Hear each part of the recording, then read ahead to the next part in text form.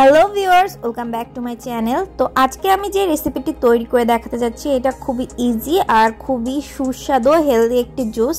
তো আজকে আমি তৈরি করে দেখাতে যাচ্ছি ভার্জিন গ্রেপ মজিটো। তো সেজন্যই প্রথমে আমি নিয়ে নিচ্ছি আঙ্গুর ফল, আর এগুলোকে আমি খুব ভালোভাবে ধুয়ে একটা সাইডে পানি ঝরিয়ে রেখেছিলাম।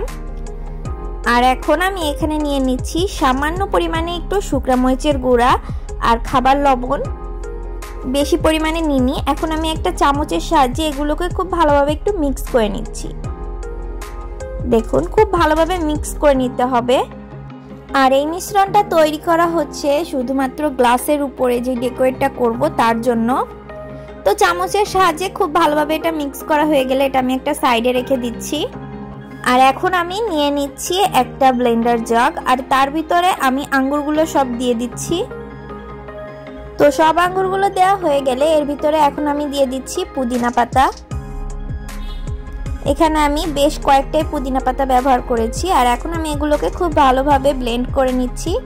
ব্লেন্ড করা হয়ে গেলে আমি একটি ছাঁকনির সাহায্যে এগুলোকে খুব ভালোভাবে সেঁকে নিব, তাতে জুসের মধ্যে কোনো প্রকারের কোনো লাম্পস থাকবে না।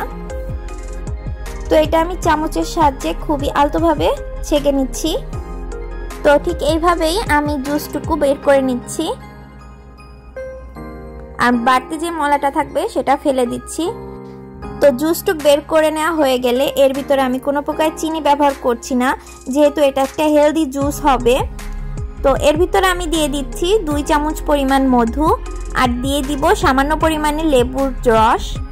এখানে আমি একটা লেবুর রসই ব্যবহার করেছি, আপনারা চাইলে কমিয়ে বাড়িয়েও নিতে পারেন।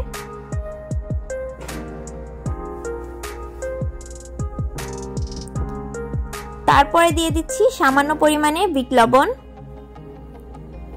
দিয়ে এগুলোকে খুব ভালোভাবে মিক্স করে নিতে হবে, যাতে মধুটাও খুব ভালোভাবে এটার সাথে জুসের সাথে মিক্স হয়ে যায়, আর বিট লবণটাও। তারপরে আমি একটা গ্লাস ডেকোরেট করার জন্য উপর থেকে একটু লেবু দিয়ে দিচ্ছি, আর তারপরে যে আগে থেকে যে মিক্স করে রেখেছিলাম শুকনা মরিচ ও লবণের যে মিশ্রণটি, সেটা গ্লাসের উপর থেকে ভালোভাবে একটু লাগিয়ে নিব। লাগিয়ে নেওয়া হয়ে গেলে এর ভিতরে আমি কয়েকটা আইস কিউব দিয়ে দিচ্ছি।